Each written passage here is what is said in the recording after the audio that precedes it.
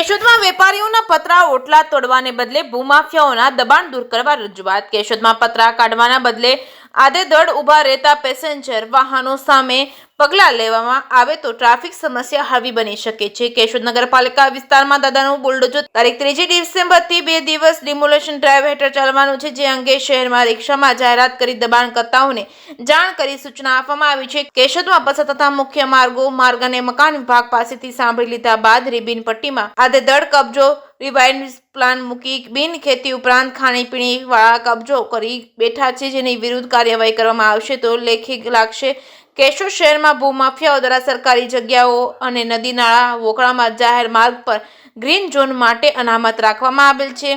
જગ્યાએ સાર્વજનિક પ્લોટમાં ખાનગી દબાણો, ધાર્મિક સ્થળો આસપાસ દર્શનાર્થીઓને અડચણરૂપ દબાણો તેમજ સોસાયટી વિસ્તારમાં રોડના છેવાડાના મિલકત ધારકોએ કરેલા દબાણો, જાહેર માર્ગો પર માલિકીના પશુઓ બાંધી કરેલા દબાણો દૂર કરવામાં આવે તો એ નક્કર કાર્યવાહી કરી ગણાશે। ડિમોલેશન ડ્રાઈવ ખરા અર્થમાં પ્રયોગી ઠરશે અને કેશોદ નગરપાલિકા વિસ્તારમાં અમુક ભૂમાફિયાઓ દ્વારા સરકારી પડતર ખરાબાની નદી નાળા વોકળાની જગ્યાએ દબાણ કરી લાગુ પડતા સર્વે નંબરના બિન ખેતીના હુકમ જોડી દસ્તાવેજો નોંધાવી છેતરપિંડી કરી આવા કદાવર નેતાઓ પદાધિકારીઓ વિરુદ્ધ કોઈ જાતની શરમ રાખ્યા વગર કામગીરી કરવામાં આવશે તો હજારો ચોરસ મીટર સરકારી જગ્યાઓ ખુલ્લી થશે। ભવિષ્યમાં વિકાસના કામો પાર્કિંગ માટે ઉપયોગી થશે। કેશોદના ઘણા ખરા બહુમાળી કોમ્પ્લેક્સ બિલ્ડિંગમાં પાર્કિંગની જગ્યાએ દુકાનો અને અગાસીમાં ડોમ બનાવી દબાણો કરવામાં આવેલ છે, જેના કારણે પાર્કિંગની સમસ્યા સર્જાઈ રહી છે। કેશોદ નગરપાલિકાને ડિમોલેશન કરવાનું સુરાતન ચડ્યું છે, ત્યારે વેપારીઓના પતરા ઓટલા તોડવાને બદલે સરકારી જગ્યા પર દબાણો કરી બેઠેલાઓના દબાણો દૂર કરવામાં આવશે તો દાદાનું બુલડોઝર ફરી વળ્યું હોય તેવા રહીશોએ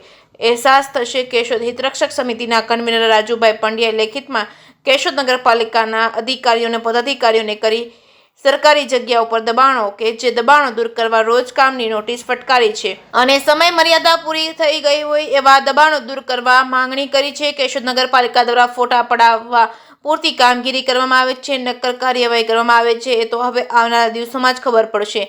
જે કેસની ગુજરાતી સાથે રાજુ પંડ્યા, કેશોદ। કેશોદ હિતરક્ષક સમિતિના કન્વીનર રાજુભાઈ પંડ્યા। કેશોદ નગરપાલિકા દ્વારા કેશોદ શહેરી વિસ્તારની અંદર તારીખ 3 અને 4ના રોજ ડિમોલેશન ડ્રાઈવ શરૂ કરવામાં આવનાર છે, ત્યારે અમોએ કેશોદ નગરપાલિકાના ચીફ ઓફિસરને લેખિતમાં લખીને આપેલ છે કે કેશોદ શહેરના વેપારીઓના છાપરા અને પતરાઓ તોડવાથી ડિમોલેશન ડ્રાઈવ થાય એ સફળ ન બની શકાય અને એનાથી કોઈ ટ્રાફિકની સમસ્યા દૂર થઈ શકે તેવી કોઈ સંભાવનાઓ છે નહીં।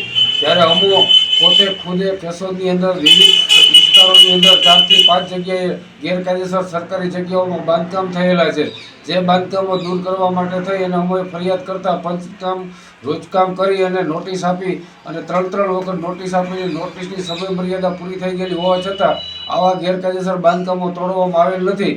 ત્યારે કેશોદ શહેરની અંદર જાહેર માર્ગો ઉપર, નદી નાળા વોકળાઓ ઉપર અને સરકારી ખરાબાની અને પડતર જગ્યાઓ ઉપર બાંધકામ કરી અને કબજો કરી બેઠેલા ભૂમાફિયાઓ સામે કાયદેસર કાર્યવાહી કરવામાં આવે અને આવા ડિમોલેશન કરવામાં આવશે તો આવનારા દિવસોની અંદર સરકારી અને ખરાબાની પડતર જગ્યાઓની અંદર લોકો ગેરકાયદેસર બાંધકામ કરતા અને કબજો કરતા અચકાશે। જેથી અમોએ કેશોદ નગરપાલિકાને લેખિતમાં માગણી કરી છે કે વેપારીઓના પતરા અને છાપરા અને ઓટલાઓ તોડવાને બદલે જે ભૂમાફિયાઓ દ્વારા ગેરકાયદેસર બાંધકામ કરવામાં આવેલ છે દૂર કરવામાં આવે।